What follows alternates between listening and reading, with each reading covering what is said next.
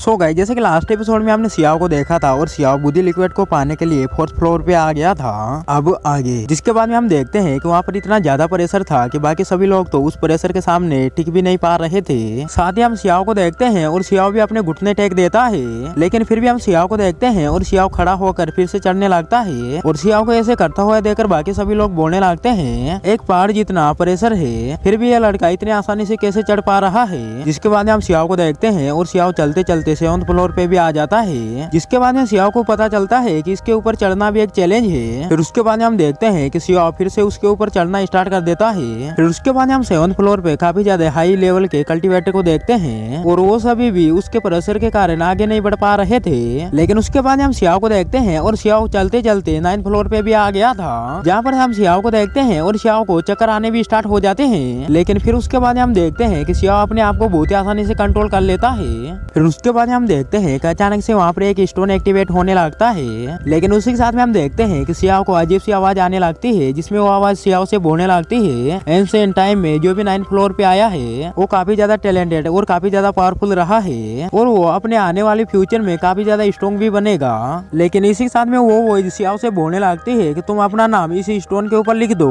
क्योंकि तुम्हारा नाम सदियों तक सभी को याद रहे। लेकिन दूसरी तरफ हम सभी लोगों को देखते हैं और सभी लोग भी सियाओ का नाम देखने के लिए काफी ज्यादा एक्साइटेड लग रहे थे क्योंकि सियाओ उस स्टोन के ऊपर अपना नाम लिखने जा रहा था। लेकिन उसके बाद हम सियाओ को देखते हैं और सियाओ अपनी नाम की जगह पर वहाँ पर पापी ब्लड लिख देता है। जिसके बाद हम देखते हैं कि वो नाम जैसे कंप्लीट होता है तो आसमान में काफी खतरनाक तरीके से ग्लो करने लगता है और उस नाम को सभी लोग काफी दूर से भी देख सकते थे। फिर दूसरी तरफ हम पापी ब्लड के सभी लोगों को देखते हैं और वो सभी भी सियाओ को ऐसे करता हुआ देखकर काफी ज्यादा खुश हो जाते हैं। और उसी साथ में वो सभी ये भी सोच रहे थे कि ये लड़का सच में काफी ज्यादा स्ट्रॉन्ग होगा क्योंकि इसने स्टोन पे बहुत ही आसानी से पापी ब्लड लिख दिया। फिर उसके बाद सियाओ उन सभी लोगों से बोलने लगता है कि यह नाम सदियों तक इस स्टोन पे रहेगा और ये हमारी बदनामी नहीं, ये तो हमारी अचीवमेंट है और इस नाम का पता बाकी सभी लोगों को बहुत जल्दी लग जाएगा। सियाओ की ऐसी बात को सुनकर हम सभी लोगों को देखते हैं और सभी लोग भी सियाओ को चेस करना स्टार्ट कर देते हैं। इसी के साथ में हम सियाओ को देखते हैं और सियाओ हाईएस्ट लिक्विड की तरफ भी बढ़ना स्टार्ट कर देता है। जिसके बाद हम देखते हैं कि वहाँ पर पावर का इतना ज्यादा प्रेशर था कि सियाओ के पैर भी जमीन में धंस रहे थे। लेकिन फिर सियाओ सोचने लगता है कि मैंने अपनी जिंदगी में कभी भी हार नहीं मानी है, इसलिए मैं इस लिक्विड को तो किसी भी हालत में पाकर रहूंगा। लेकिन इसी के साथ में हम देखते हैं कि सियाओ उस लिक्विड के पास में बहुत ही आसानी से पहुंच जाता है और उसको पी लेता है। जिसके बाद हम देखते हैं कि सियाओ की बॉडी रिफाइंड होना स्टार्ट हो जाती है और उसी के साथ में हम देखते हैं कि सियाओ की सारी सोल स्किल भी धीरे धीरे रिफाइंड होने लगती है और पहले से काफी ज्यादा स्ट्रॉन्ग बनने लगती है। और उसी के साथ में हम देखते हैं कि सियाओ का कल्टीवेशन जैसे पूरा होता है तो उसको काफी अच्छा लगता है। इसी के साथ में हम देखते हैं कि सियाओ इतना ज्यादा स्ट्रॉन्ग हो गया था कि वो उस जगह पर बहुत ही आसानी से खड़ा हो पा रहा था।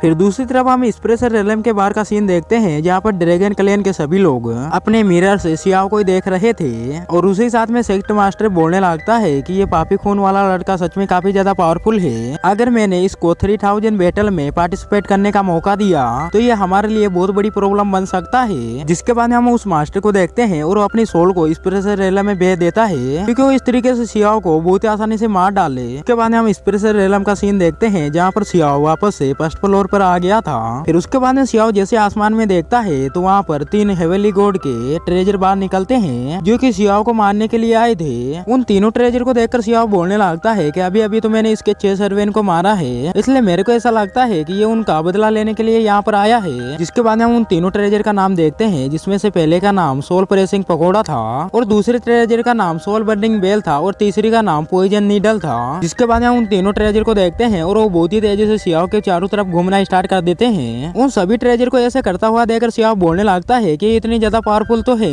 ये सोल को बहुत ही आसानी से डिस्ट्रॉय कर सकते हैं। फिर उसके बाद हम सोल प्रेसिंग पकोड़ा को देखते हैं और वो सियाओ के ऊपर अटैक करने के लिए आने लगता है। लेकिन हम सियाओ को देखते हैं और सियाओ अपने स्पेयर का यूज करके उसको बहुत ही आसानी से साइड में कर देता है। लेकिन उसके बाद हम पॉइजन नीडल को देखते हैं और वो अपने काफी सारे क्लोन बनाकर सियाओ के ऊपर अटैक करने की कोशिश करने लगती है। लेकिन हम सियाओ को देखते हैं और सियाओ उसके सभी अटैक से बहुत ही आसानी से बच जाता है। और उसी के साथ में हम देखते हैं कि सियाओ अपनी स्पेयर का यूज करके उस पगोड़ा को बहुत ही आसानी से डिस्ट्रॉय कर देता है। इसी के साथ में सियाओ ये भी सोचने लगता है कि स्पेशल रेलम है और यहाँ पर जो भी आएगा उसकी सोल पावर रेनेबल लेवल में पहुंच जाएगी। लेकिन इसी के साथ में हम देखते हैं कि सियाओ नीडल के ऊपर भी अटैक कर देता है और उसके सारे क्लोन को बहुत ही आसानी से डिस्ट्रॉय कर देता है और उस नीडल को अपने पास में रख लेता है। जिसके बाद हम बेल को देखते हैं और बेल सियाओ से दूर भागने लगती है, लेकिन हम सियाओ को देखते हैं सियाओ भी उसको इतने आसानी से नहीं छोड़ने वाला था, इसलिए हम देखते हैं सियाओ भी उसका पीछा करने लगता है और उसी के साथ में हम देखते हैं कि सियाओ उस बेल के ऊपर अटैक भी कर देता है। जिसके बाद हम देखते हैं कि सियाओ ने अपनी एक ही किक में उसको बहुत ही खतरनाक तरीके से जमीन में धंसा दिया था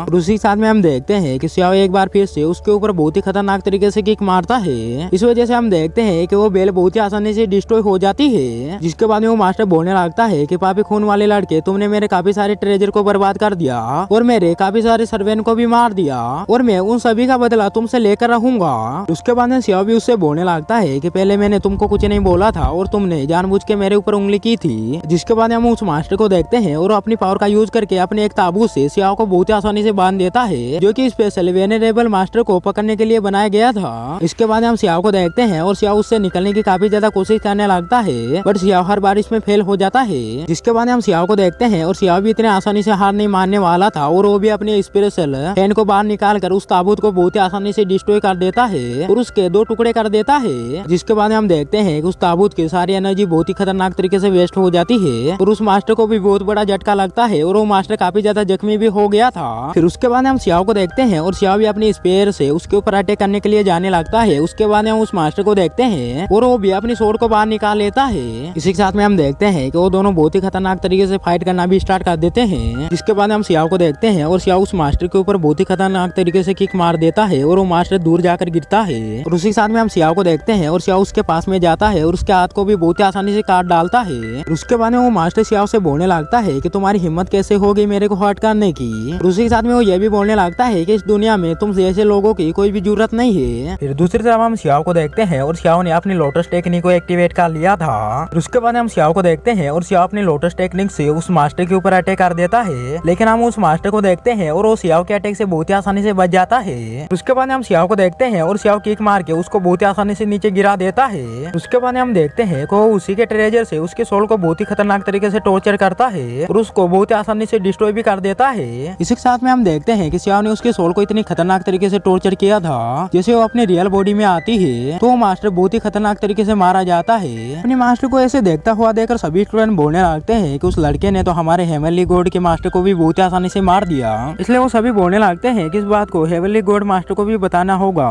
फिर उसके बाद हम देखते हैं कि वहाँ पर जितने भी लोगों ने टेस्ट को पास किया था वो सभी एक जगह पर इकट्ठे हो गए थे। जिसके बाद वो एग्जामर सभी से बोलने लगता है कि जिन जिन लोगों ने भी इस टेस्ट को पास किया है वो अपनी फिजिकल बॉडी के साथ में लैंड ऑफ ब्रीड पे आ जाओ। जिसके बाद हम सियाओ को देखते हैं और सियाओ भी बाकी लोगों के साथ में उस जगह पर आ जाता है। इसी के साथ में हम देखते हैं कि सच में ये जगह काफी ज्यादा खूबसूरत भी थी। इसी के साथ में सियाओ ये भी सोच रहा था कि ये जगह काफी ज्यादा खूबसूरत है, लेकिन उसी के साथ में ये काफी ज्यादा खतरनाक भी हो सकती है। यहाँ पर काफी सारे ट्रे भी हो सकते हैं। जिसके बाद हम देखते हैं कि वहाँ पर इमोर्टल फ्लावर बर्ड भी बाहर आ जाता है, जिसकी हेल्प से वो सभी 10,000 कल्टीवेटर जीनेस बैटल के इन सेल इमोर्टल में जाने वाले थे। इसी के साथ में वो एग्जामर सभी से बोलने लगता है कि इस फ्लावर में जितनी भी पत्तियां हैं वो सभी एंसेल इमोर्टल में तुम सभी को अलग अलग जगह पर टेलीपोर्ट कर देगी। इसी के साथ में हम देखते हैं कि उस फ्लावर की पावर की वजह से वहाँ पर काफी सारे फूल भी खिलना स्टार्ट कर देते हैं। इसी के साथ में हम देखते हैं कि वहाँ पर बारिश का भी मौसम होने लगता है। फिर उसके बाद हम सियाओ को देखते हैं और सियाओ बोलने लगता है कि सच में ये फ्लावर तो काफी ज्यादा कमाल का है और इसने तो अपनी थोड़ी सी पावर से यहाँ के सभी लोगों की लाइफ को 100 साल ज्यादा बढ़ा दिया है। फिर उसके बाद में दोस्तों ये एपिसोड यहीं पर एंड हो जाता है। मैं उम्मीद करता हूँ ये एपिसोड आप सभी को काफी ज्यादा पसंद आया होगा और इसी के साथ में आप सभी को हमारी एक्सप्लेनेशन कैसी लगी कमेंट में जरूर से बताना। मिलते हैं नेक्स्ट एपिसोड में।